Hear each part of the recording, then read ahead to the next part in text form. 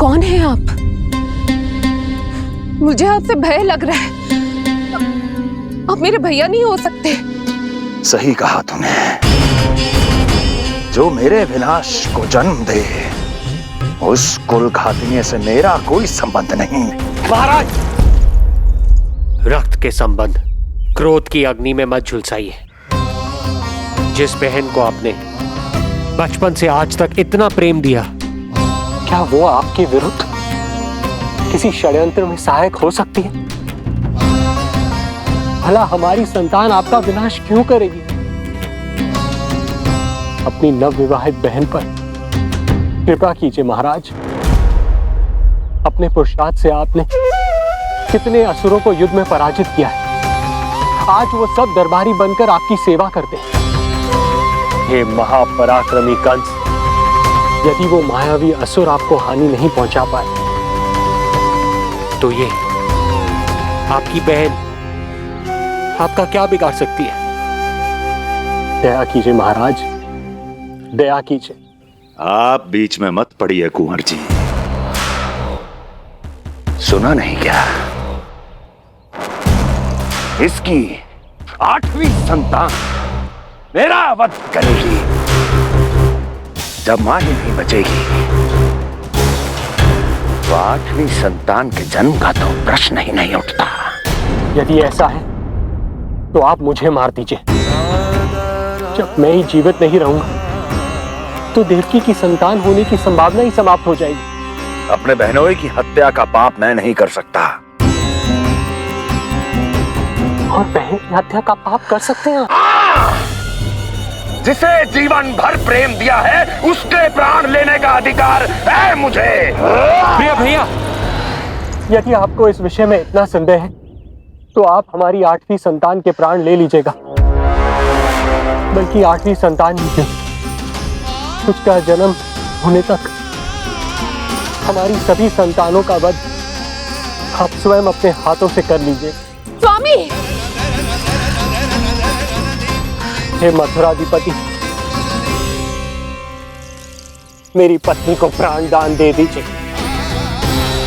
मैं महाराज शूरसेन का पुत्र वसुदेव आपको वचन देता हूं, अपनी 8 संतानों को जन्म लेते ही स्वयं आपके सामने प्रस्तुत करूंगा। अपनी 8 संतानों को जन्म लेते ही स्वयं आपके सामने प्रस्तुत करूंगा।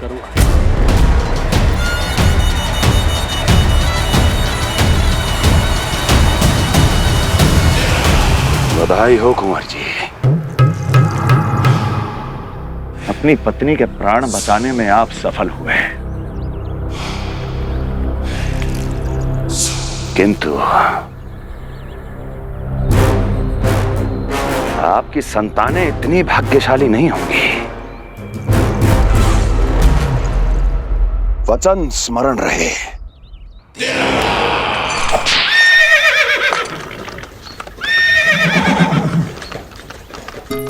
इस तरह रक्त की प्यासी कंस की तलवार की छाया में देवकी और वसुदेव का वैवाहिक जीवन प्रारंभ हुआ। जब कंस की निर्ममता और वसुदेव के वचन का ये दुखद समाचार गोकुल पहुंचा, तो हे नारायण, अर्थात राजा वसुदेव यदि कंस के सामने गिड़गिड़ाते नहीं तो रानी देवकी के प्राण चले जाते। हाँ नंदराज, और अब वो दोनों कंस के महल में हैं, किंतु वो महल भी उनके लिए किसी बंदी गृह से कम नहीं है।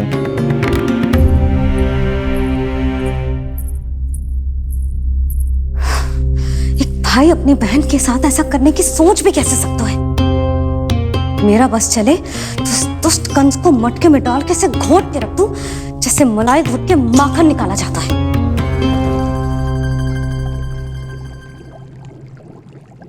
ना, माखन ना, जे कंस तो कीड़ा है। इसे तो पटक पटक के ऐसे मारना चाहिए जैसे कीड़ा निकालने के लिए धान के गट्ठर को पटका जाता है।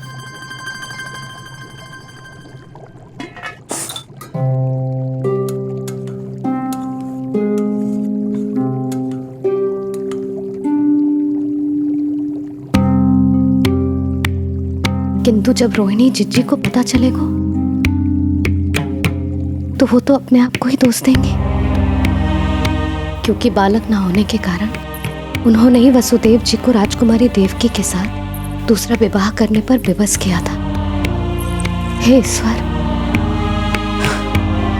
जिस सुख के लिए रोहिणी जिज्जी ने पत्नी जीवन का सबसे बड़ा त्याग किया था, जब उन्हें पता चलेगा कि वही सुख उस क्रूर कंस ने छीन के मटिया मेट कर दिया है, तो कितना कष्ट पहुंचेगा।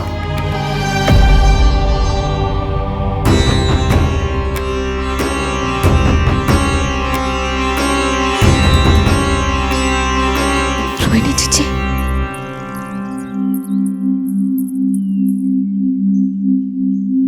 गोप नरेश, कृपया मुझे अपने भैया के पास ले चलिए। संकट के समय मुझे उनके साथ होना चाहिए। किंतु भाभी, पता चलो है वसुदेव भैया और देवकी भाभी कंस के महल में कड़े पहरे में रखे गए। पति पत्नी एक दूसरे का संबल होते हैं। कंस का पहरा कितना भी कष्टदायक क्यों ना हो,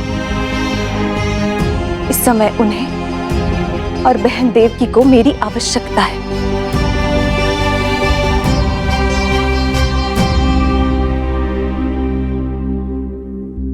ये मेरी विवशता है कि यादव कुलदीपक होकर भी आपको इस महल में बंदियों की तरह रहना पड़ रहा है, और मैं कुछ कर भी नहीं पा रही। काश आपने मुझसे विवाह ही ना किया होता। तो क्या मैं अपने भाग्य से भाग पाता देवकी? पूर्व जन्म के कर्मों के फल स्वरूप जो हमारी नियति में लिखा है वो तो हमें भोगना ही है। श्री हरि क्या करते हैं, कब और क्यों करते हैं, ये दुख हमारे जीवन में किस उद्देश्य से आए हैं, इन रहस्यों का पता लगा पाना हम मानवों के लिए संभव नहीं है देवकी।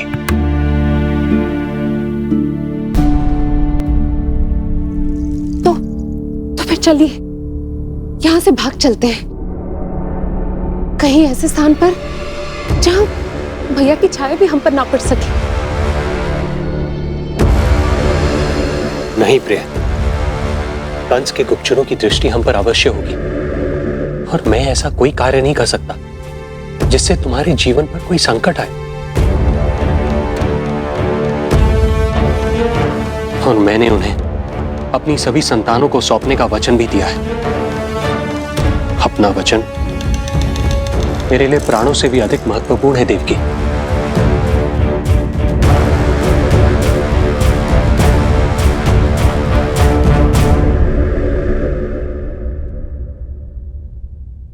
राजन, राजकुमारी, गोकुल से रानी रोहिणी और गोपराज नंद पधारे हैं।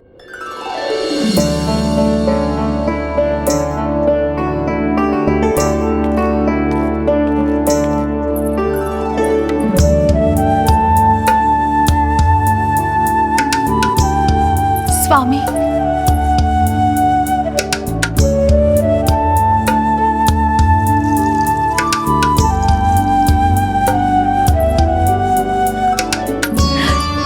बहन, दीदी,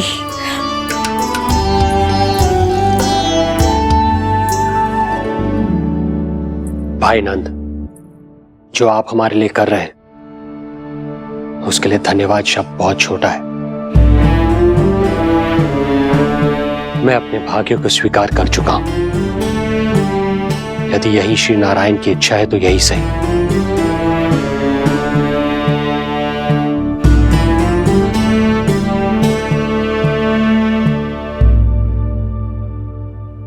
भाई नंद, इस समय मथुरा का वातावरण अनुकूल नहीं है, आपको जाना चाहिए।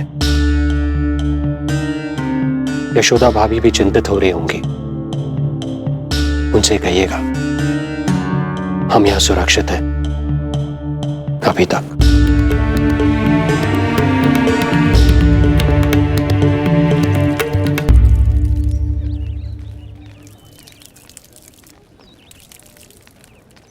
वसुदेव भैया का भाग्य पर भरोसा देख वे अपनी संतानों को कंस को अवश्य सौंपेंगे। हे ईश्वर, इतना कठोर वचन, जब इसे निभाने का कठिन समय आएगा तो कैसा अनुभव करेंगे वे? उनका हृदय तो चकनाचूर हो जाएगा।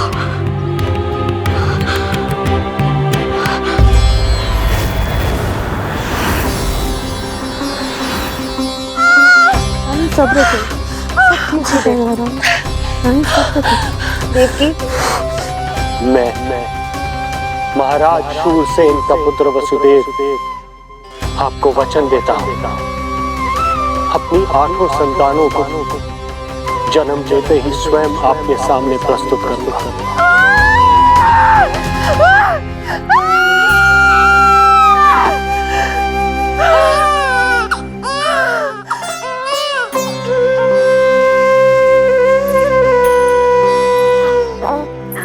बधाई हो स्वामी, आपको पुत्र रत्न प्राप्त हुआ है।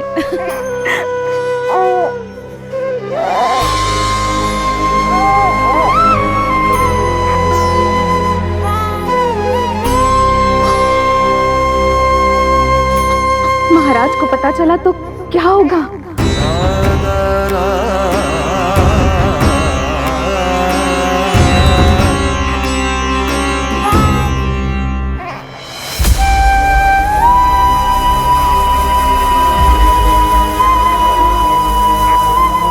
अपने पुत्र को इन हाथों में थामना।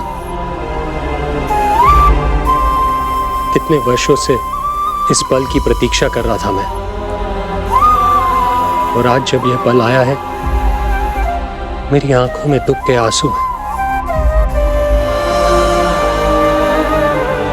एक पिता जब प्रथम बार अपनी संतान को गोद में उठाता है तो सबसे पहले यह सोचता है कि उसे क्या नाम दूं, उसका सुनहरा भविष्य कैसे सुनिश्चित करे। किंतु मैं वो भाग्यहीन पिता हूं जो अपने पुत्र का भविष्य मृत्यु के अंधकार में डुबोने जा रहा है। मैं इसे नाम देकर क्या करूंगा?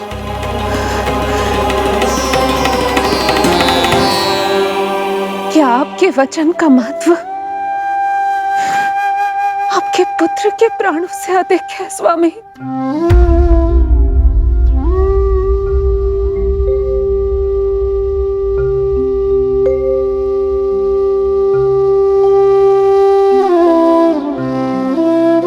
श्री नारायण का दूसरा नाम सत्य होता है देवकी। तुम ही कहो, मैं श्री नारायण से विमुख कैसे हो जाऊं? मुझे अपना वचन निभाना ही होगा। हृदय के टुकड़े टुकड़े क्यों ना हो जाए, मुझे इसे कंस तक ले जाना ही होगा।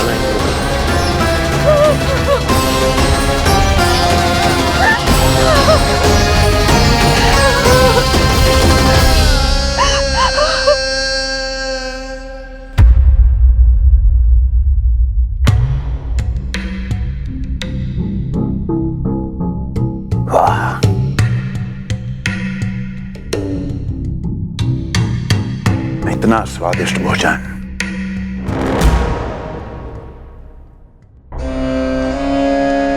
किसी विशेष इच्छा की पूर्ति के लिए मुझे सम्मोहित तो नहीं करना चाहती? मुझे पति के रूप में प्राप्त कर तो चुकी हो, अब प्राप्त करने को क्या क्या बचा है प्राप्ति? मैं प्राप्ति नहीं, अस्थि हूं स्वामी। प्राप्ति तो छुई मुई बनकर वहां खड़ी है। आप सदैव अपने विषय में ही सोचते हैं, कभी मेरे ओर भी निहारा कीजिए, तभी तो मेरा नाम सही से स्मरण होगा आपको।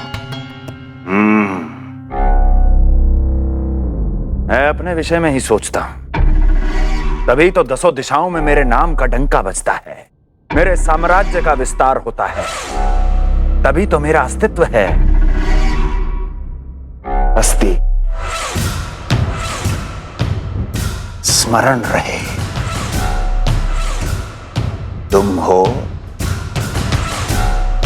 क्योंकि मैं हूं।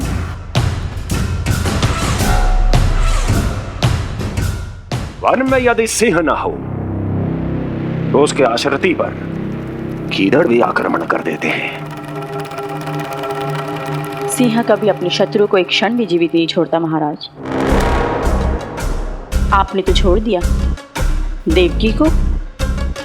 सिंह नहीं, आप वो गाय हैं जो अपनी कसाई से अथाह प्रेम करती है।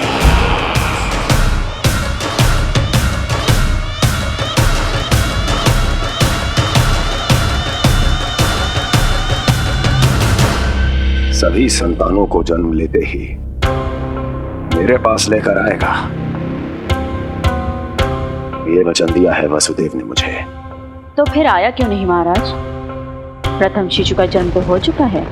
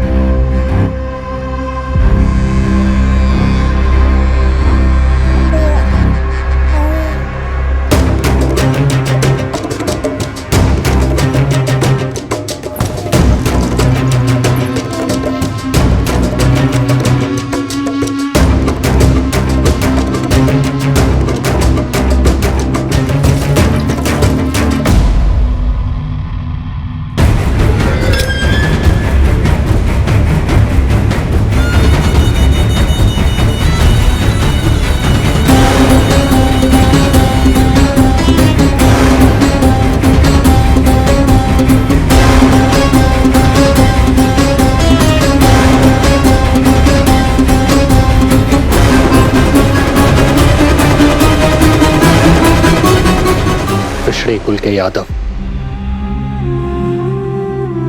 अपना वचन मिथ्या नहीं होने देते महाराज।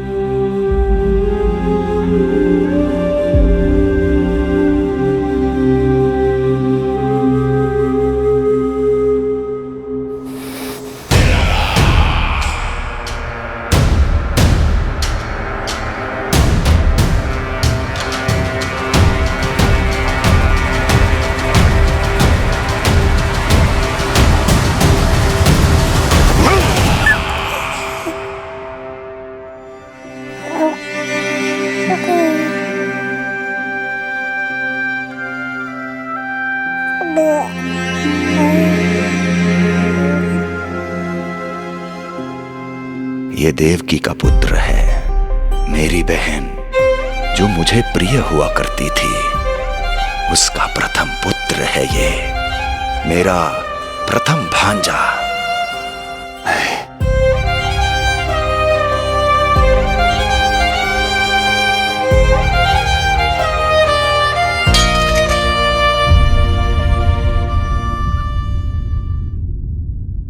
इसे वापस ले जाइए कुंवर जी।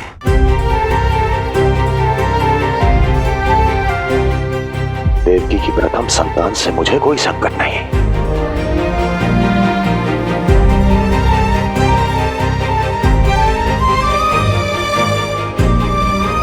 और आपको क्या लगता है कुंवर जी कि मैं कोई राक्षस हूं क्या?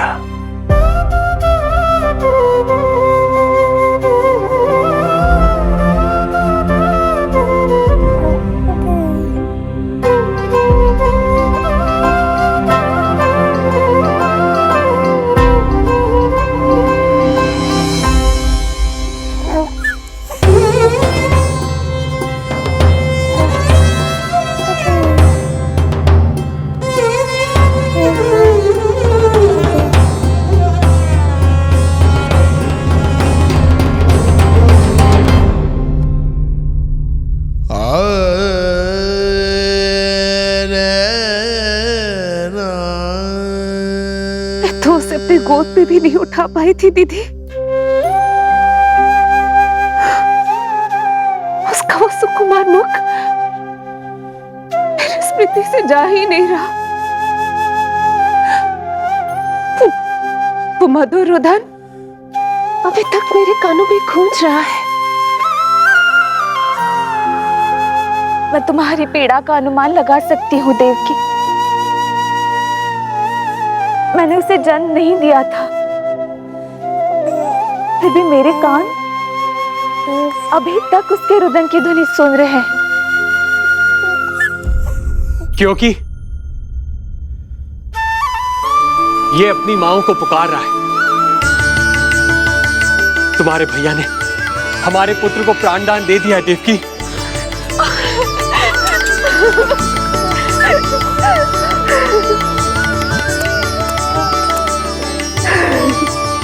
स्वामी, अब अपने पुत्र का नामकरण कीजिए। इसे ऐसा नाम दीजिए कि इसका भविष्य यश और कीर्ति से परिपूर्ण हो।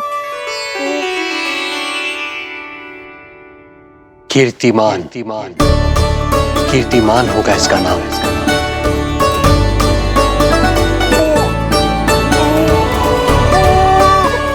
कीर्तिमान।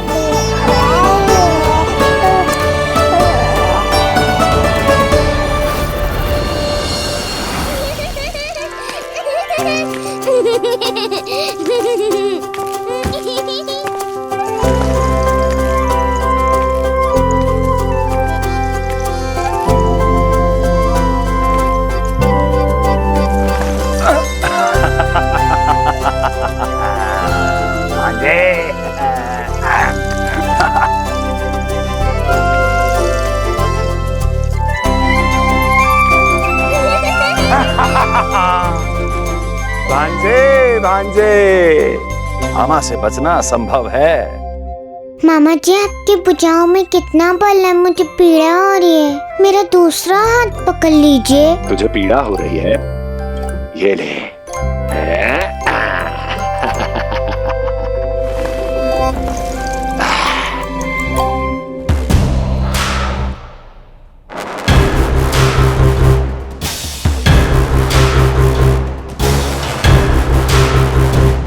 नारायण नारायण।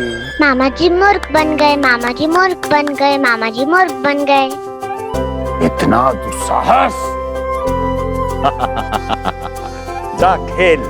अब मामा जो है देवर्षि के साथ मंत्रणा करेंगे। जा खेल। क्योंकि अत्यंत महत्वपूर्ण ना हो तो देवर्षि हमारे द्वार पर आने का कष्ट नहीं उठाएंगे। कहिए देवर्षि, कैसे आना हुआ? मैं तो बस आपको ये अद्भुत कमल पुष्प भेंट करने आया था महाराज। इसे देखते ही मुझे आपका स्मरण हुआ था। मानो ये मुझे पुकार कर कह रहा हो, मुझे महाराज कंस के पास ले चलिए। इसमें तो कुछ भी विशेष नहीं है देवर्षि। इसमें 8 पंखुड़ियां हैं महाराज, और 8वीं पंखुड़ी सबसे विशेष है। यदि विश्वास न हो तो आप स्वयं गिनकर देख लीजिए। आप मेरा उपहास कर रहे हैं देवर्षि। आप गिनिए तो सही महाराज। 1 2 3 4 5 6 7 8। क्या आप निश्चित रूप से कह सकते हैं कि यही 8वीं पंखुड़ी है? विचार कीजिए महाराज। क्या आप बिना किसी शंका के कह सकते हैं कि कौन सी पंखुड़ी पहली है और कौन सी 8वीं? क्या आप पूर्ण विश्वास के साथ कह सकते हैं कि कौन प्रथम है और कौन अंतिम? फिर चाहे वो पंखुड़ी हो या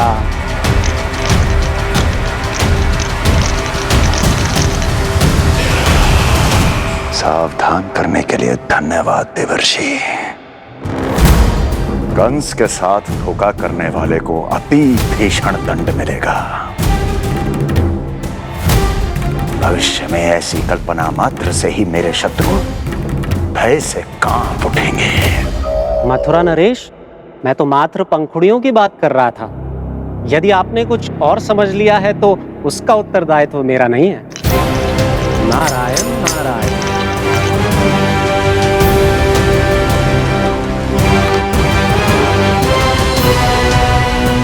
विचार कीजिए महाराज।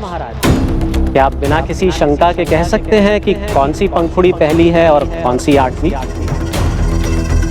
क्या आप पूर्ण विश्वास के साथ कह सकते हैं कि कौन प्रथम है और कौन अंतिम? फिर चाहे वो पंखुड़ी हो या... मामा जी मूर्ख बन गए, मामा जी मूर्ख बन गए, मामा जी मूर्ख बन गए, मामा जी मूर्ख बन गए।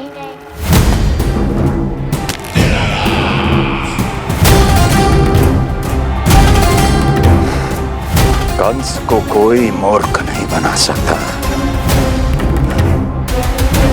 कीर्तिमान। जी मामा जी। क्रोध काम लोभ मद मोह मत्सर, क्रोध काम लोभ मद मोह मत्सर, क्रोध काम लोभ। मामा जी मुझे दर्द हो रहा है।